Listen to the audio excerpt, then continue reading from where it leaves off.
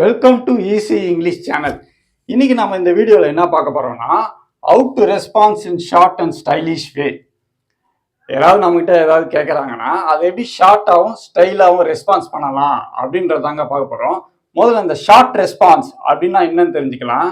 அதுக்கு உதாரணம் பார்த்தீங்கன்னா, இப்போ யாராவது ரெண்டு பேர் பேசிக்கிட்டு இருக்காங்க, ரெண்டு பேருக்கும் காமனாக ஒரே விஷயம் நடந்ததுன்னா, அப்படி இல்லாட்டி ரெண்டு பேரும் காமனாக ஒரே விஷயத்த நினச்சாங்கன்னா அந்த மாதிரி டைமில் ஷார்ட் ரெஸ்பான்ஸ் யூஸ் பண்ணுவாங்க. அதுக்கு ஒரு உதாரணம் பார்த்தீங்கன்னா, ஐ ஸ்போக் டு கமலா. இதுக்கு ரெஸ்பான்ஸ்னா I also spoke to Kamala அப்படின்னு சொல்லுவோம். இந்த ஐ ஆல்சோ ஸ்போக் டு கமலான்றதை சொல்ல தேவையில்லைங்க, சோ டிட் ஐ அப்படி சொன்னால் போதும். இந்த சோ டிட் ஐ அப்படி சொன்னாலே ஐ ஆல்சோ ஸ்போக் டு கமலான்ற மீனிங் வந்துடும். இப்போ ஓரளவுக்கு உங்களுக்கு புரிஞ்சிருக்கும்னு நினைக்கிறேன். இதை பேஸ் பண்ணி ஒரு 7 எக்ஸாம்பிள் சென்டென்ஸ் தரேன். வாங்க ஃபர்ஸ்ட் எக்ஸாம்பிள் சென்டென்ஸ் பார்ப்போம். இது பார்த்தீங்கன்னா ரெண்டு விதமான பாசிட்டிவ் ரெஸ்பான்ஸ், அதுக்கப்புறம் ரெண்டு விதமான நெகட்டிவ் ரெஸ்பான்ஸ் இருக்குங்க. முதல்ல வாங்க பாசிட்டிவ் ரெஸ்பான்ஸ் பார்ப்போம். I like coffee.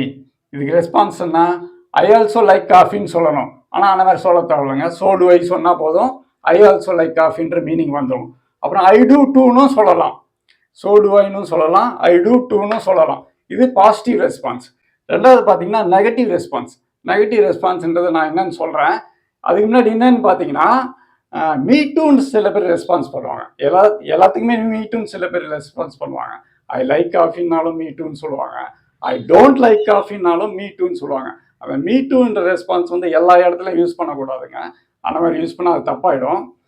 அந்த மீ டூன்றதை கிராமட்டிக்கலாக டெக்னிக்கலாக எங்கே யூஸ் பண்ணணுமோ அங்கே தாங்க யூஸ் பண்ணணும். வரப்போகிற எக்ஸாம்பிள் சென்டென்ஸில் அதையும் பார்ப்போம்.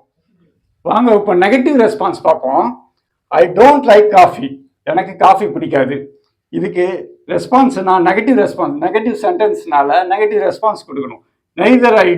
நெய்தர் டு ஐ அப்படின்னு சொன்னீங்கன்னா அது நெகட்டிவ் ரெஸ்பான்ஸ், எனக்கும் காஃபி பிடிக்காது அப்படின்ற மீனிங் வந்துடும். ரெண்டாவது பார்த்தீங்கன்னா ஐ டோன்ட் எய்தர் அப்படின்னு சொல்லலாம். டோன்ட் எய்தர்னாலும் நெகட்டிவாக ரெஸ்பான்ஸ் பண்ணுறது. ஐ டோன்ட் எய்தர்னு சொல்லலாம், நெய்தர் டு ஐ அப்படின்னு சொல்லாங்க. இது ஃபர்ஸ்ட் எக்ஸாம்பிள் சென்டென்ஸு. வாங்க அடுத்தது பார்ப்போம். வாங்க ரெண்டாவது எக்ஸாம்பிள் சென்டென்ஸ் பார்ப்போம்.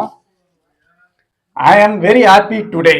இதுக்கு ரெண்டு விதமான பாசிட்டிவ் ரெஸ்பான்ஸ் இருக்கு.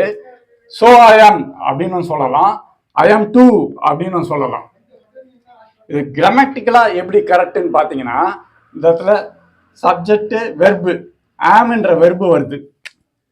ஆம்ன்ற வெர்பு இங்கே வரனால ரெஸ்பான்ஸ்லேயும் ஆம் வரணும். அதனால ஸோ ஐ ஆம், ஸோ ஆம் ஐ அப்படின்னு சொல்கிறோம். இந்த இடத்துலையும் ஆம்ன்ற வெர்பு வரணும், ஐ ஆம் டூ அப்படின்னு வருது. ரெண்டாவது நெகட்டிவ் பார்ப்போம். ஐ ஆம் நாட் ஹாப்பி டுடே. இது நெகட்டிவ் சென்டென்ஸ். இதுக்கு நெகட்டிவ் ரெஸ்பான்ஸ் பார்த்தீங்கன்னா நெய்தர் ஆம் ஐ அப்படி சொல்லலாம், ஐ எம் நாட் எய்தர் அப்படின்னு சொல்லலாம். இது பார்த்தீங்கன்னா நெய்தர்ன்றது நெகட்டிவ், அதனால நெய்தர் ஆம் ஐ சொல்கிறோம். ஆம் இங்கேயும் வருது, அதனால ரெஸ்பான்ஸ்லேயும் ஆம் வரணும். அதனால அப்படிதான், அப்போ தான் அது கிராமட்டிக்கலாக கரெக்டாக வரும். அதே போல் இங்கேயும் ஆம் வருது. இப்போ இது ரெண்டாவது எக்ஸாம்பிள் சென்டென்ஸு. வாங்க அடுத்தது பார்ப்போம். வாங்க மூணாவது எக்ஸாம்பிள் சென்டென்ஸ் பார்ப்போம். I have finished my work. இதுக்கு பாசிட்டிவ் ரெஸ்பான்ஸ் பார்த்தீங்கன்னா ஸோ ஹவ் ஐ அப்படின்னு சொல்லலாம், ஐ டூ ஹவ் அப்படின்னு சொல்லலாம். இப்போ நெகட்டிவ் சென்டென்ஸ் பாருங்க, I have not finished my work. இதுக்கு நெகட்டிவ் ரெஸ்பான்ஸ் பார்த்தீங்கன்னா நெய்தர் ஹவ் ஐ அப்படின்னு சொல்லலாம், ஐ ஹாவன்ட் எய்தர் அப்படின்னு சொல்லலாம். இப்போ கிராமட்டிக்கலாக பார்த்தீங்கன்னா ஹாவ்ன்ற ஆக்சிலரி வெர்ப் வருது இந்த இடத்துல, அதனால ரெஸ்பான்ஸ்லையும் ஹாவ்ன்ற ஆக்சிலரி வெர்பு வரணும். இது மூணாவது எக்ஸாம்பிள் சென்டென்ஸ். அடுத்தது நாலாவது பார்ப்போம். வாங்க நாலாவது எக்ஸாம்பிள் சென்டென்ஸ் பார்ப்போம். I can drive car. இதுக்கு பாசிட்டிவ் ரெஸ்பான்ஸ் பார்த்தீங்கன்னா ஸோ கேன் ஐ சொல்லலாம், ஐ கேன் டூ அப்படின்னு சொல்லலாம். நெகட்டிவ் சென்டென்ஸ் பாருங்க, ஐ கான் டிரைவ் கார். இதுக்கு நெகட்டிவ் ரெஸ்பான்ஸ் பார்த்தீங்கன்னா நெய்தர் கேன் ஐ அப்படின்னு சொல்லலாம், ஐ கான்ட் எய்தர் அப்படின்னு சொல்லலாம். இது பார்த்தீங்கன்னா நாலாவது எக்ஸாம்பிள் சென்டென்ஸு. வாங்க அடுத்தது பார்ப்போம். வாங்க அஞ்சாவது எக்ஸாம்பிள் சென்டென்ஸ் பார்ப்போம். I will go to office today. இதுக்கு பாசிட்டிவ் ரெஸ்பான்ஸ் பார்த்தீங்கன்னா ஸோ வில் ஐ சொல்லலாம், ஐ வில் டூ அப்படின்னு சொல்லலாம். இப்போ நெகட்டிவ் சென்டென்ஸ் பார்ப்போம். I will not go to office today. இதுக்கு நெகட்டிவ் ரெஸ்பான்ஸ் பார்த்தீங்கன்னா நெய்தர் வில் ஐ அப்படின்னு சொல்லலாம், ஐ ஓன்ட் எய்தர் அப்படின்னு சொல்லலாம். இது அஞ்சாவது எக்ஸாம்பிள் சென்டென்ஸு. வாங்க அடுத்தது பார்ப்போம். வாங்க ஆறாவது எக்ஸாம்பிள் சென்டென்ஸ் பார்ப்போம். Paul invited me for his birthday. இதுக்கு பாசிட்டிவ் ரெஸ்பான்ஸ் பார்த்தீங்கன்னா மீ டூ அப்படின்னு சொல்லலாம். இந்த மாதிரியான இடத்துல தான் மீ டூன்ற ரெஸ்பான்ஸ் யூஸ் பண்ணோம். இது கிராமட்டிக்கலாக எப்படி கரெக்டுன்னு பார்த்தீங்கன்னா மீன்ற ப்ரோனோன் வருது, அதனால ரெஸ்பான்ஸ்லயும் மீன்ற ப்ரோனோன் வரணும். எல்லாத்துக்குமே மீ டூ ரெஸ்பான்ஸ் கொடுக்கக்கூடாது. இப்போ அடுத்தது நெகட்டிவ் பார்த்தீங்கன்னா Paul didn't invite me for his birthday. இதுக்கு நெகட்டிவ் ரெஸ்பான்ஸ் பார்த்தீங்கன்னா மீ நெய்தர் அப்படின்னு சொல்லலாம். இது 6வது எக்ஸாம்பிள் சென்டென்ஸ். வாங்க அடுத்தது பார்ப்போம். வாங்க 7வது எக்ஸாம்பிள் சென்டென்ஸ் பார்ப்போம். My brother and I are going to Paul's birthday.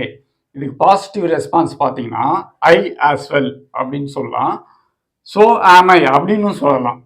இதுக்கு நெகட்டிவ் ரெஸ்பான்ஸ் நான் என்னன்னு சொல்ல தேவையில்ல, அது உங்களுக்கே தெரியும். இது வரைக்கும் பார்த்தீங்கன்னா 7 எக்ஸாம்பிள் சென்டென்ஸ் பார்த்துருக்கோம். இது போக வேற ஒரு சில ஷார்ட் ரெஸ்பான்ஸ்லாம் இருக்குங்க. அது என்னன்னு பார்ப்போம். பார்த்தீங்கன்னா same here, ditto, welcome to the club, join the club, likewise. இதெல்லாம் கூட ஷார்ட் ரெஸ்பான்ஸ் தான்.